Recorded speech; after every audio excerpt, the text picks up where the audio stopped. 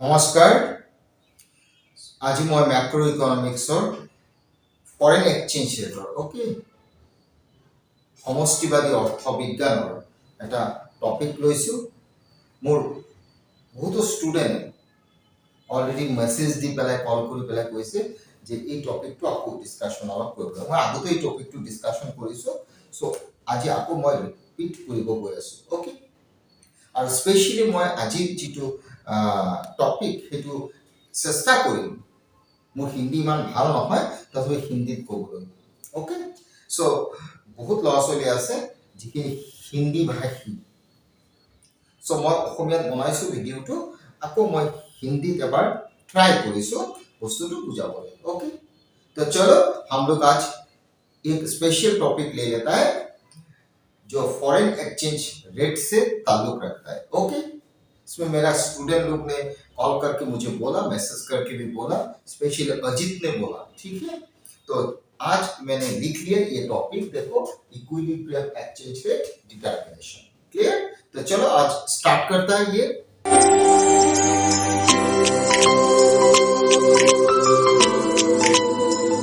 Equilibrium exchange rate determination, पहले तो तुमको एक चीज समझना जरूरी है। ठीक है, ये जो एक्सचेंज रेट डिटरमिनेशन वाला बात है ना, ये सिंपल कर दो चीज। मतलब जैसे मार्केट में कोई भी चीज का प्राइस एक होता है ना। जैसे मान लो ओनियन का प्राइस, एग्जांपल ले लो सपोज ओनियन का प्राइस। ओनियन का प्राइस। क्लियर? सो हम लोग ओनियन का प्राइस को प्राइस बोलता है। ठीक है, कोई भी चीज का प्राइस को हम लोग प्राइस बोलता है, लेकिन लेबर का प्राइस को हम लोग वेज बोलते हैं। ठीक है, so price of labour is said to be wages. उस टाइप से मार्केट में एज यूजुअल जो कुछ मिल रहा है तुमको, सबको हम लोग प्राइस ही बोलते हैं, पर यूनिट प्राइस। जैसे हो गया ओनियन का प्राइस, उस हिसाब से same concept.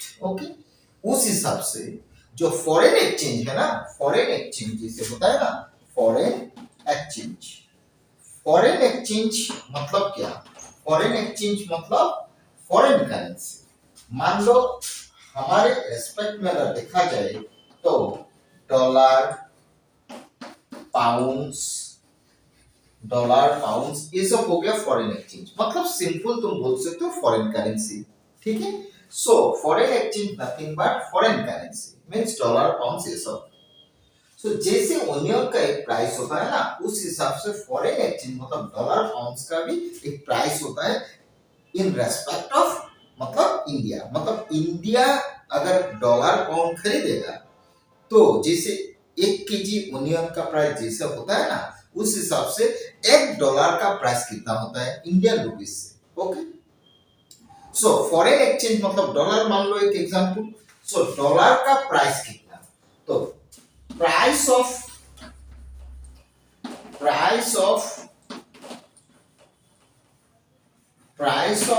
Foreign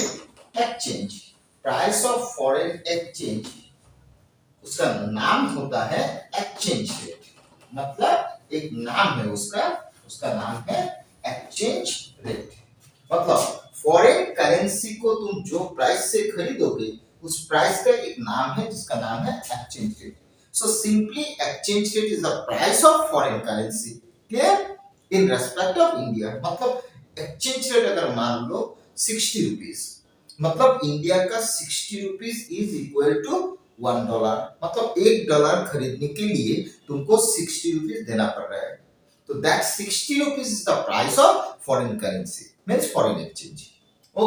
so price को बोलते हैं एक्सचेंज रेट, और फॉरेन एक्सचेंज मतलब फॉरेन करेंसी। जैसे ओनियन हो गया एक चीज, उस हिसाब से फॉरेन एक्सचेंज और डॉलर एक चीज हो गया। ठीक है, उस हिसाब से अगर देखा जाए तो मार्केट में जैसे ओनियन का प्राइस बढ़ने से ओनियन का डिमांड घटता है। जैसे मान लो प्राइस अगर बढ़ेगा तो डेफिनेटली कोई भी चीज का डिमांड घटेगा, और कोई भी चीज का प्राइस अगर घटेगा तो डेफिनेटली डिमांड क्या होगा? डिमांड बढ़ेगा। क्लियर? तो ये प्राइस हो गया एक्सचेंज रेट, प्राइस का मतलब हो गया exchange rate. Clear? So price का मतलब हो गया exchange rate. Exchange rate. Clear? So exchange rate. Okay, exchange rate. और डिमांड हो गया किसका डिमांड? फॉरेन करेंसी का, मतलब फॉरेन एक्सचेंज। ओके, सो फॉरेन एक्सचेंज। फॉरेन एक्सचेंज मतलब डॉलर, मान लो डॉलर। ओके, इधर भी डिमांड हो गया किसका? फॉरेन एक्सचेंज का। क्लियर? फॉरेन एक्सचेंज मतलब डॉलर। ओके, जैसे प्राइस बढ़ने से डिमांड घटता है, उस हिसाब से एक्सचेंज रेट अगर बढ़ जाता है तो फॉरेन एक्सचेंज मतलब डॉलर का डिमांड भी घट जाएगा। उस हिसाब से अगर प्राइस घट जाए, इसका मतलब एक्सचेंज रेट अगर घट जाए तो डिमांड ऑफ फॉरेन एक्सचेंज बढ़ जाएगा, मतलब ज्यादा तुम डॉलर खरीदोगे अगर प्राइस घट गया। प्राइस मतलब एक्सचेंज रेट अगर घट गया। क्लियर? गुड। इस हिसाब से देखा जाए डिमांड के साथ प्राइस का रिलेशन इनवर्स हो गया। इसका मतलब ये हुआ एक्सचेंज रेट अगर बढ़ेगा तो डिमांड ऑफ फॉरेन एक्सचेंज घटेगा। तो एक्सचेंज रेट अगर घटेगा तो डिमांड ऑफ फॉरेन एक्सचेंज बढ़ेगा, मतलब रिलेशन इनवर्स हो गया। मतलब प्राइस मतलब एक्सचेंज रेट वो अगर बढ़ गया तो डिमांड घट जाएगा, अगर एक्सचेंज रेट घट जाएगा तो डिमांड बढ़ जाएगा। क्लियर? तो इस हिसाब से एक्सचेंज रेट के साथ अगर मतलब प्राइस ऑफ डॉलर के साथ डिमांड ऑफ फॉरेन एक्सचेंज मतलब डॉलर का डिमांड का रिलेशन लिखा जाए तो निगेटिव निकल रहा है। निगेटिव का मतलब हो गया तुम इधर फॉरेन एक्सचेंज दिखा दो, foreign exchange, foreign foreign exchange. Okay, इधर तुम दिखा दो exchange rate. Clear? So exchange rate, Y axis में एक्सचेंज रेट दिखा। क्लियर? तो एक्सचेंज रेट मान लो, एक्सचेंज रेट मान लो R2, तो इसका डिमांड हो जाएगा OM1। अगर एक्सचेंज रेट घट जाएगा तो डिमांड डेफिनेटली क्या होगा? बढ़ जाएगा। मतलब प्राइस घट गया, डिमांड बढ़ गया, प्राइस घट गया, डिमांड बढ़ गया, प्राइस बढ़ गया, डिमांड घट गया। मतलब जितना एक्सचेंज रेट बढ़ेगा उतना फॉरेन करेंसी का डिमांड घट जाएगा। इसका मतलब ये हो गया, मतलब तुम अगर 60 रुपीज दे रहे हो तो तुम ज्यादा खरीद रहे हो। अगर तुम 90 रुपीज दे रहे हो, इंडियन करेंसी 90 दे रहे हो, 60 के जगह अगर 90 दे रहे हो अगेंस्ट $1, तो डिमांड घट जाएगा, बिकॉज डॉलर और फॉरेन एक्सचेंज कॉस्टलियर हो जाएगा। क्लियर? सो नेगेटिव, इसलिए नेगेटिव रिलेशन आ रहा है। So this is nothing but what? Demand का of foreign exchange. Clear? So demand of foreign exchange के साथ एक्सचेंज रेट का रिलेशन नेगेटिव होता है। सो डिमांड का स्लोप डाउनवर्ड। फिर रिपीट करो, फॉरेन एक्सचेंज मतलब फॉरेन करेंसी, एक्सचेंज रेट मतलब वो फॉरेन करेंसी का प्राइस। क्लियर? सो रिलेशन इनवर्स, जिससे मार्केट में प्राइस बढ़ने से डिमांड घटता है, उस हिसाब से एक्सचेंज रेट अगर बढ़ जाएगा तो डिमांड फॉर फॉरेन करेंसी घट जाएगा। Clear? So relation is negative. Clear हो गया। लेकिन सप्लाई के साथ अगर देखा जाए, सप्लाई के साथ रिलेशन पॉजिटिव। जैसे ऑनियन का प्राइस बढ़ने से ऑनियन का सप्लाई बढ़ेगा। कोई भी चीज का अगर प्राइस बढ़ जाए तो उसका सप्लाई डेफिनेटली बढ़ता है, नॉर्मली देखा जाए तो। क्लियर? तो उस हिसाब से एक्सचेंज रेट मतलब डॉलर का अगर प्राइस बढ़ जाए तो जो सप्लाई कर रहा है तो वो ज्यादा सप्लाई करेगा, क्योंकि फायदा में रहेगा, प्राइस बढ़ गया है ना। तो इसका मतलब ये हुआ है, इधर मैंने फॉरेन एक्सचेंज दिखा दिया, शॉर्ट करके लिख दिया फॉरेन एक्सचेंज, इधर मैंने दिखा दिया what? Exchange rate. Clear? So exchange rate जितना ज्यादा होगा तो उसका सप्लाई बढ़ेगा, एक्सचेंज रेट जितना कम होगा उसका सप्लाई उतना ही कम होगा। मतलब एक्सचेंज रेट बढ़ गया तो सप्लाई बढ़ गया, एक्सचेंज रेट घट गया तो सप्लाई भी घट गया। क्लियर? उस हिसाब से सप्लाई का अगर बनाओ तो सप्लाई का अपवर्ड स्लोप होगा। मतलब फॉरेन करेंसी का प्राइस बढ़ गया, कोई भी चीज का अगर प्राइस बढ़ जाता है ना तो जो सप्लाई कर रहा है वो सप्लाई डेफिनेटली ज्यादा करेगा। तो एक्सचेंज रेट मतलब price of foreign currency, exchange rate अगर बढ़ गया मतलब 60 रुपीज की जगह अगर 90 रुपीज तुम दे रहे हो, मार्केट में अगर 90 रुपीज हो गया तो डेफिनेटली उसका सप्लाई भी बढ़ेगा। क्लियर। सो एक्सचेंज रेट के साथ फॉरेन एक्सचेंज मतलब डॉलर और पाउंड्स का रिलेशन सप्लाई में पॉजिटिव हो गया। जैसे मार्केट में कोई भी चीज का प्राइस के साथ सप्लाई का रिलेशन पॉजिटिव, डिमांड का रिलेशन नेगेटिव, सेम कॉन्सेप्ट। वो हो गया जनरल मार्केट वाला कॉन्सेप्ट, कमोडिटी मार्केट। ये हो गया तुम्हारा फॉरेन एक्सचेंज मार्केट। क्लियर। मतलब ये जो कुछ हो रहा है ना डिमांड सप्लाई का बात में बोल रहा हूँ, वो कोई भी मार्केट में हो रहा है। This market is said to be foreign exchange market. Okay. So invisible two force इसमें काम कर रहा है, एक demand for foreign exchange and supply of foreign exchange. Clear. Good. तो तुमको सेपरेट में डिमांड का और सप्लाई का मैंने दिखा दिया। अब फाइनली बात आएगा इक्विलिब्रियम एक्सचेंज रेट। अब ध्यान देना, इक्विलिब्रियम एक्सचेंज रेट डिटरमाइन करने के लिए तुमको मार्केट चाहिए। मार्केट मतलब फॉरेन एक्सचेंज मार्केट, और फॉरेन एक्सचेंज मार्केट में ही इक्विलिब्रियम एक्सचेंज रेट डिटरमाइन होता है। क्लियर। और अगर मार्केट में हो रहा है मतलब फॉरेन एक्सचेंज मार्केट में अगर चीज हो रहा है तो definitely this is what flexible exchange rate. मतलब फ्लेक्सिबल एक्सचेंज रेट में इक्विलिब्रियम में दिखाना हो, because flexible exchange rate is that rate which is determined by two forces, one is demand and other is supply in the foreign exchange market. Clear? ये चीज foreign exchange market में हो रहा है, ठीक है। फिर से बोल रहा हूँ under flexible exchange rate, because flexible exchange rate associated with foreign exchange market through demand and supply. Clear? हो गया। तो पहले तुम क्या करो, इसे y axis x axis बना लो, इधर बना लिया, ये y बना लिया, इधर तुम दिखा दो what exchange rate, what exchange rate. Clear हो गया। इधर तुम दिखा दो foreign exchange, foreign exchange, foreign exchange मतलब एग्जांपल पकड़ लो डॉलर। क्लियर हो गया। इधर हो गया ये वाला चीज, इधर हो गया ये वाला चीज। ओके। अभी तुमको ऑलरेडी मिल गया डिमांड का slope downward, because exchange rate के साथ फॉरेन एक्सचेंज का रिलेशन नेगेटिव आया था। क्लियर। तो तुम डिमांड कर्व ड्रॉ कर लो, दिस इज डिमांड कर्व हो गया, डिमांड कर्व। क्लियर। और सप्लाई कर्व तुमको मिल गया था, एक्सचेंज रेट के साथ फॉरेन एक्सचेंज का रिलेशन पॉजिटिव था। क्लियर। और सप्लाई का पॉजिटिव स्लोप था, तो सप्लाई कर्व बना लो, दिस इज सप्लाई कर्व हो गया। सिंपल मार्केट वाला कॉन्सेप्ट ही है। देखो डिमांड सप्लाई कट रहा है ना। तो in that point we get E equilibrium, means in that situation demand is equal to supply. Okay. उसका अगेंस्ट में जो तुम्हारा एक्सचेंज रेट मिलेगा मतलब OR against OM foreign exchange, मतलब against OM foreign exchange equilibrium exchange rate is OR. Clear? Means OR is equilibrium exchange rate.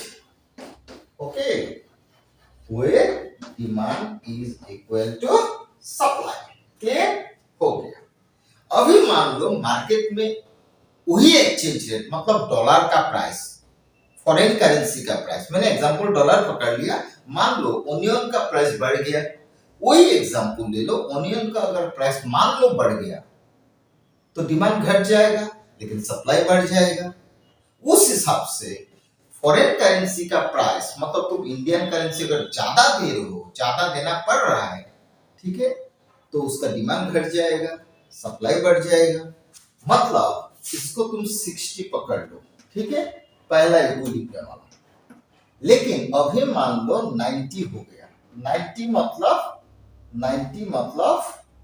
90 का मतलब हो गया R1 हो गया, मतलब एक्सचेंज रेट बढ़ गया। जैसे ओनियन का प्राइस बढ़ने से ओनियन का डिमांड घटता है, उस हिसाब से फॉरेन करेंसी का प्राइस, आई मीन टू से एक्सचेंज रेट अगर बढ़ गया तो डिमांड घट जाएगा। इतना तक डिमांड देखो, इतना हो गया।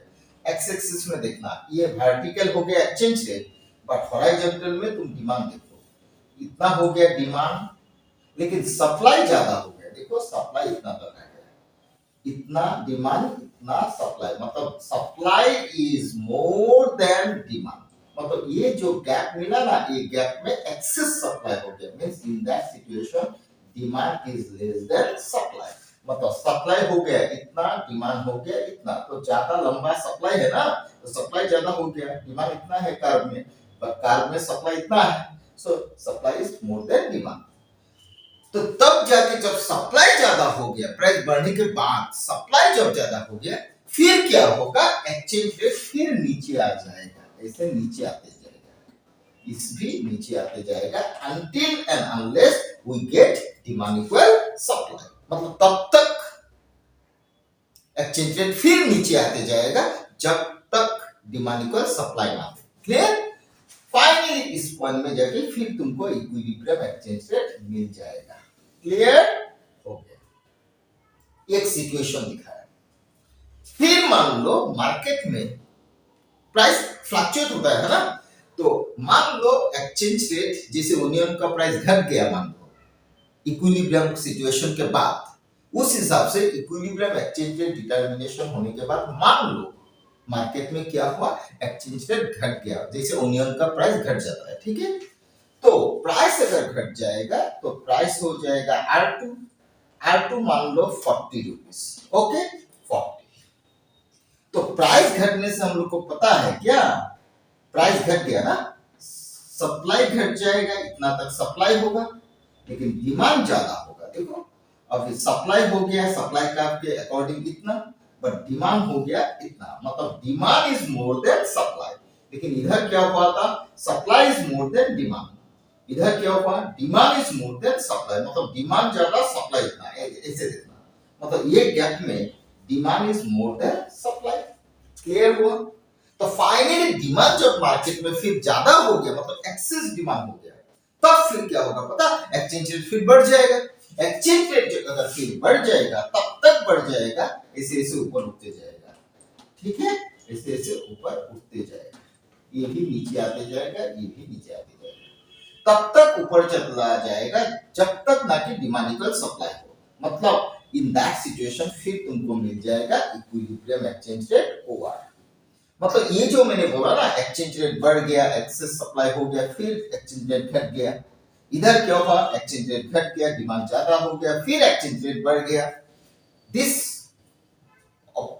Situation is said to be what, by demand and supply interaction. Okay, मतलब डिमांड सप्लाई का ये जो इंटरेक्शन बढ़ने घटने का बात मैंने बोला ना, इस हिसाब से बढ़ते घटते एक सिचुएशन तुमको मिलेगा जहां पर जाके फाइनली तुमको डिमांड इक्वल सप्लाई मिलेगा।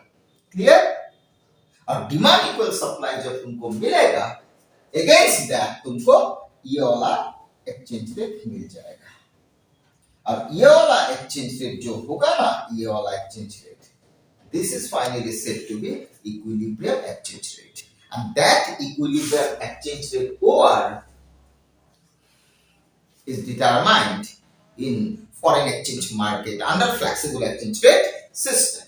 Okay, so इस हिसाब से डिटरमाइन होता है क्या, इक्विलिब्रियम एक्सचेंज रेट, मतलब फॉरेन एक्सचेंज, मतलब डॉलर मान लो, पाउंड मान लो, उसका प्राइस इंडियन करेंसी के रेस्पेक्ट से, मतलब इंडियन करेंसी 60 रुपीस में तुमको $1 मिल रहा है, मतलब 60 rupees is the price of $1। Okay, मतलब 60 rupees is the exchange rate against foreign currency, मतलब डॉलर, मतलब 1 unit dollar is equal to, मतलब 1 unit dollar is equal to Indian 60 rupees. ये जो तुमको 60 रुपीस मिला $1 खरीदने के लिए, तब तुम्हारा डिमांड इक्वल क्या हुआ, सप्लाई, इसलिए तो 60 रुपीस को हम लोग ने बोला equilibrium exchange rate. Equilibrium exchange rate मतलब demand is equal to supply हो गया उसके अगेंस्ट में। क्लियर? लेकिन एक्सचेंज रेट मतलब क्या, एक्सचेंज रेट मतलब जो प्राइस से तुम फॉरेन करेंसी खरीद रहे हो, मतलब इंडियन करेंसी जितना तुम दे रहे हो, मतलब इंडियन करेंसी 60 रुपीस दे रहे हो अगेंस्ट $1, मतलब फॉरेन एक्सचेंज। क्लियर? तो that 60 rupees is said to be exchange rate, nothing but equilibrium exchange rate. Equilibrium exchange rate. अब बोलोगे equilibrium exchange rate क्यों बोला? Because 60 rupees exchange rate के अगेंस्ट में डॉलर का डिमांड और सप्लाई इक्वल हुआ। कहाँ हुआ? फॉरेन एक्सचेंज मार्केट में हुआ।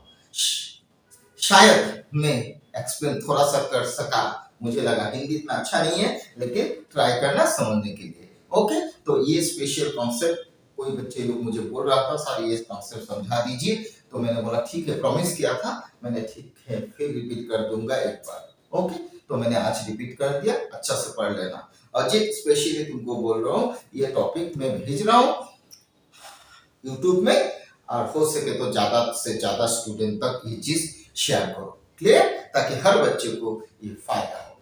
ठीक है, क्लोज करता हूँ ये टॉपिक, नेक्स्ट क्लास में फिर एक टॉपिक लेके फिर मिलेंगे, तब तक के लिए स्टॉप करता हूँ। ओके, थैंक यू, धन्यवाद।